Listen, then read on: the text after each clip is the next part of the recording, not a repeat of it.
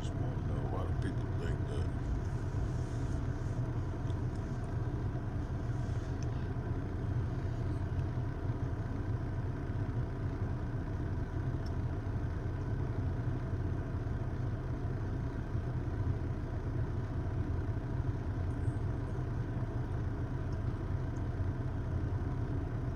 Hope you hit that like. Salute to you, man. Well, everybody think you got to be from New York or L.A. to be lit, or to be somebody that been through some shit, that knows some shit. Like, every ghetto is damn near the same. People struggling to pay their bills. People hustling to try to get money to live. People riding around in fancy cars when they living in fucking houses that they don't own. You know, everyday life. You know, it happens everywhere. It don't matter where you're from. You know, it's all over the place. You know, prison system, gang violence, gang life, drug selling, drug using.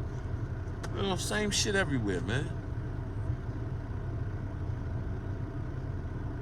I heard it. I've been through it. I did it. I've been there. Like, ain't nothing nobody could come up here and say that's gonna impress me or make me say, ooh. I don't understand people. Like, people think that they've been through the worst shit in the world. Like, are they the coolest or the toughest nigga in the world? You get tired of hearing that shit every day. Well, nobody don't give a damn where you from or what you did in life or who you hurt.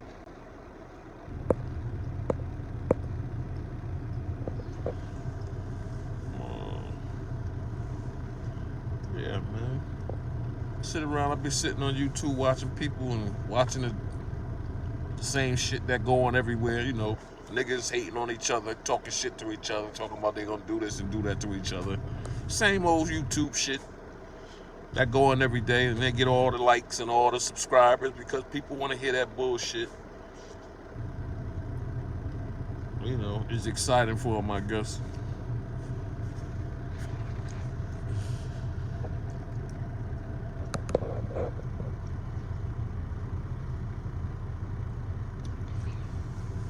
Oh, man.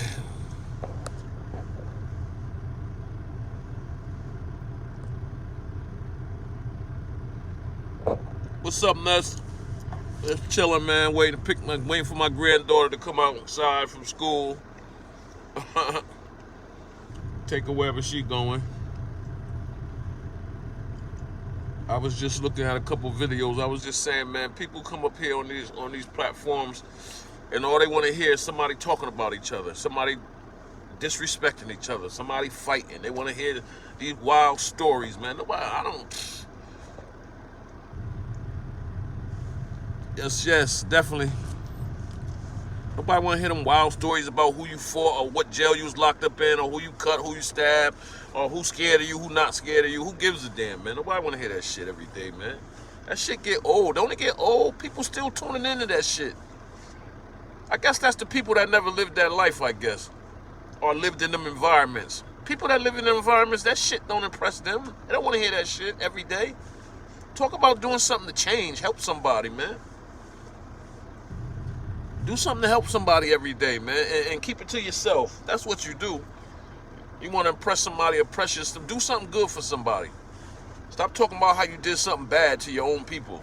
That shit is crazy, man.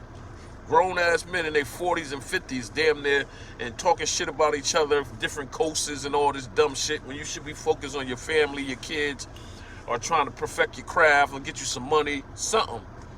And stop worrying about what another motherfucker doing. Crazy, man. I ain't worried about what another nigga doing, because I ain't gonna see none of them niggas unless I want to. If I click with a nigga and he cool, you know, I might kick it with him, or, you know what I'm saying, if I'm in this town, I'll talk to him or what, I'll call him up, tell him I'm in this town or whatever. But that's it, man. I ain't gonna be up here talking about how tough I am, how much time I did, how long I did, who I fought, who I didn't fight, who I might have did this to or did that to, because that shit's corny.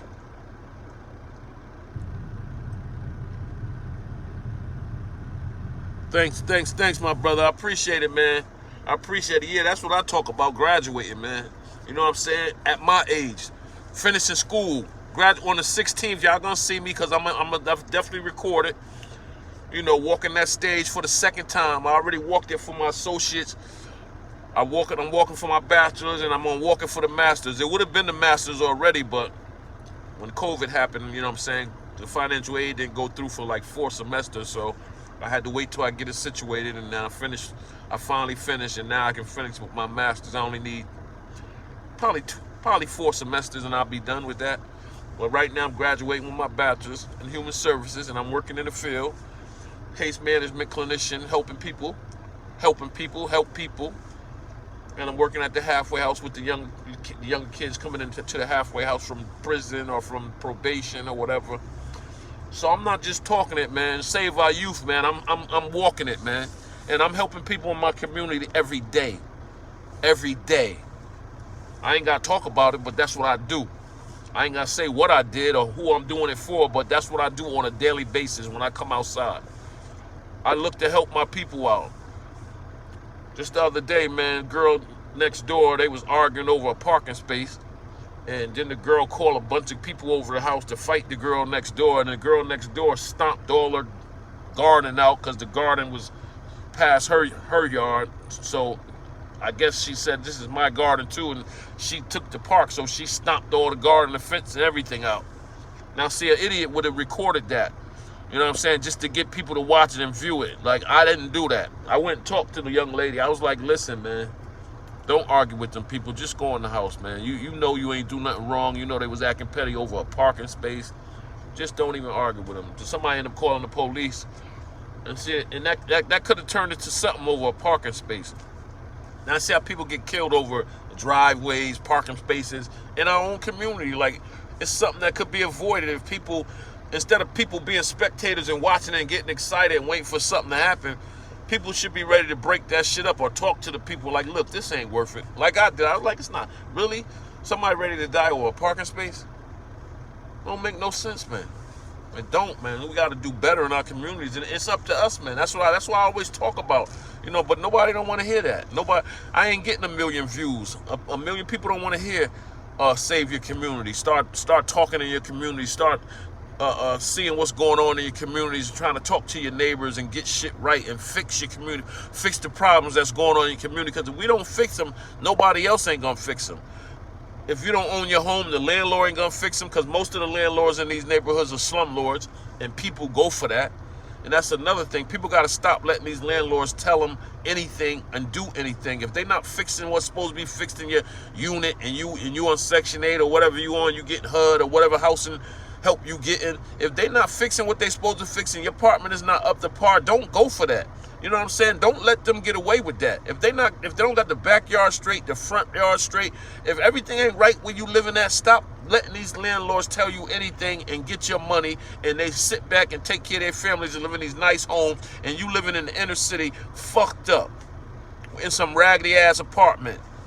Because there's a lot of raggedy apartments in our neighborhoods, man. For real.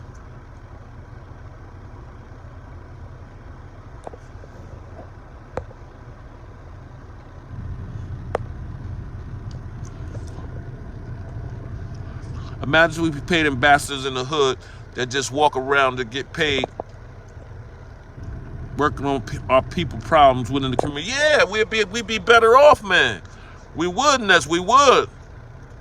We would, man. We definitely would, bro.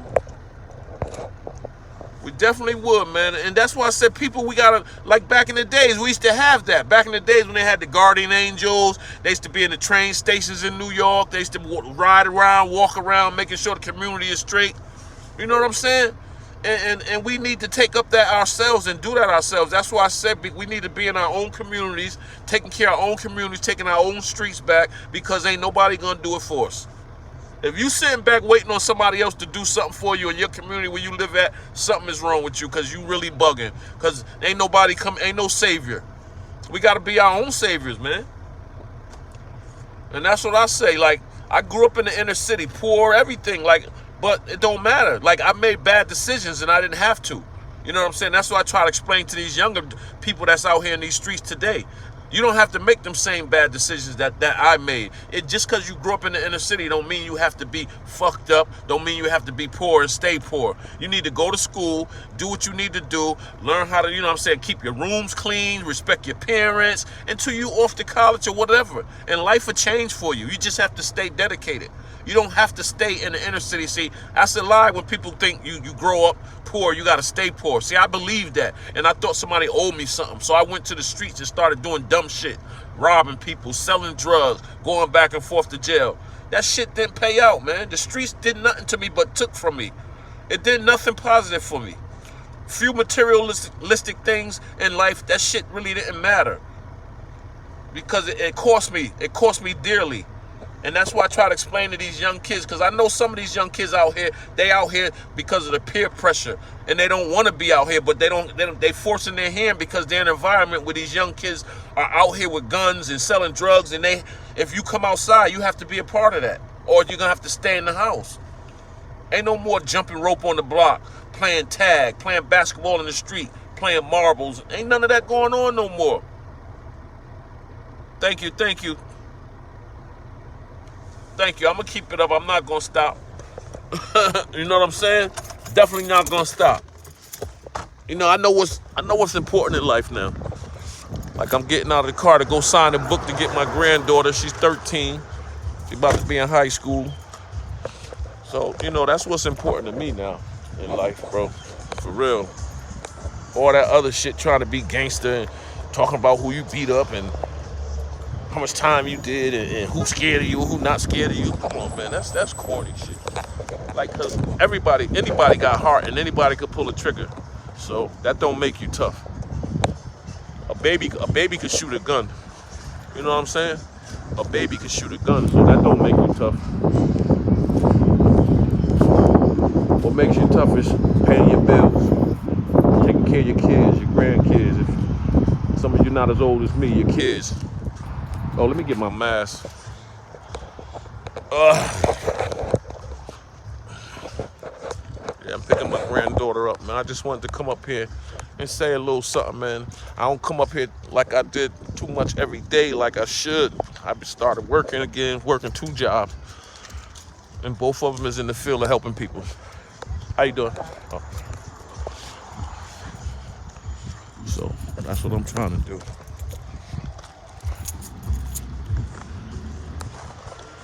I still go out my neighborhood. I still talk to kids that's out there in the streets. I still talk to kids that be having guns on them. You know, I'm not gonna try to tell them what to do because they're making their own choices.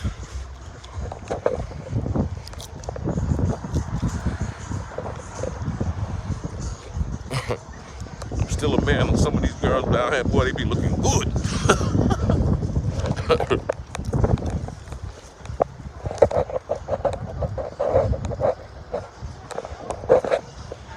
They open the door yet. I'm gonna go see. New York Knicks, baby.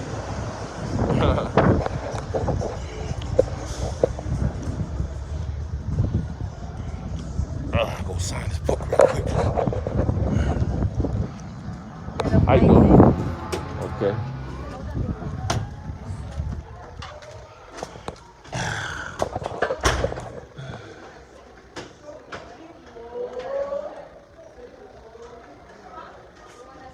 Tanaya Hudson.